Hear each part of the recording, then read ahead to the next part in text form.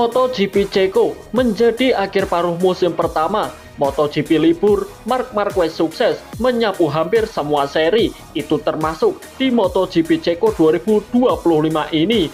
Dibarengi dengan kedinginannya, Marc Marquez di puncak klasemen sementara. Meskipun sempat mendapatkan perlawanan sengit dari rekan satu timnya Francesco Bagnaia dan pembalap Aprilia Racing Marco Bezzecchi, namun Marc Marquez masihlah pemegang permainan yang sebenarnya.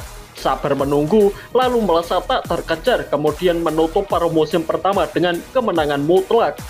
Balapan dimulai dengan sangat mulus dari Francesco Bagnaia. Ia langsung memimpin jalannya balapan. Meskipun memasuki tikungan ketiga, Marc Marquez sempat menyalipnya, tapi Bagnaia kembali menyalipnya setelah keluar dari tikungan keempat. Di lain sisi, ada Bezzecchi yang juga menyalip Marquez di tikungan kelima. Hingga di tikungan ke-13, Bagnaia melebar dan Bezzecchi serta Marquez akhirnya makin mendekat. Dan Bezzecchi menyalip Bagnaia di tikungan pertama dengan sangat mudah.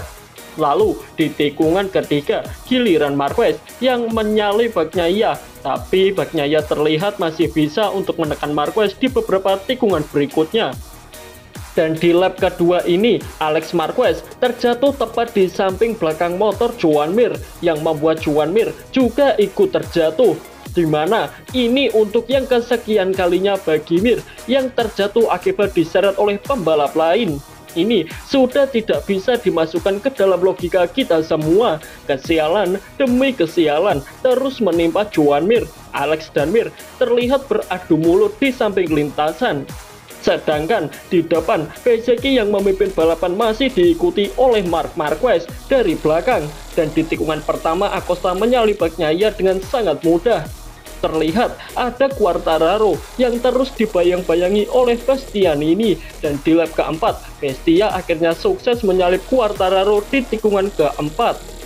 Lalu di tikungan kelima, giliran Fernandez yang menyalip Quartararo di tikungan kelima. Quartararo terlihat masih berusaha untuk melakukan perlawanan, namun hal itu jelas saja sia-sia belaka. Kemudian di posisi ke-8 ada Martin si drama yang tengah berusaha menjauhi Miller yang tepat berada di belakangnya. Lalu di posisi terdepan, Bezzecchi masih memimpin jalannya balapan atas Marquez. Mundur sedikit ke belakang, Bagnaia disalip oleh Bestia di tikungan ke-6. Bestia yang tengah tampil on fire pun harus menerima nasib tak bagus seusai terjatuh di tikungan ketiga. Di depan, Bezzecchi mulai mendapatkan tekanan dari Marquez. Lalu di lap berikutnya, Marquez dengan berani menyalip Bezzecchi dari sisi dalam. Meskipun sempat melebar, Marquez dapat melakukan block pass epic dari sisi dalam Bezzecchi. Marquez kini langsung memimpin jalannya balapan dan mulai memperlebar gapnya terhadap Bezzecchi. Sedangkan di posisi keempat, Bagnaia terlihat mulai didekati oleh Fernandez dari belakang. Saat memasuki lap ke-13, Marquez makin melebarkan gap atas Bezzecchi. Dan di lap ke-15, terlihat Binder tengah menekan Miller dan di barisan terdepan, Marquez terlihat makin nyaman memimpin balapan.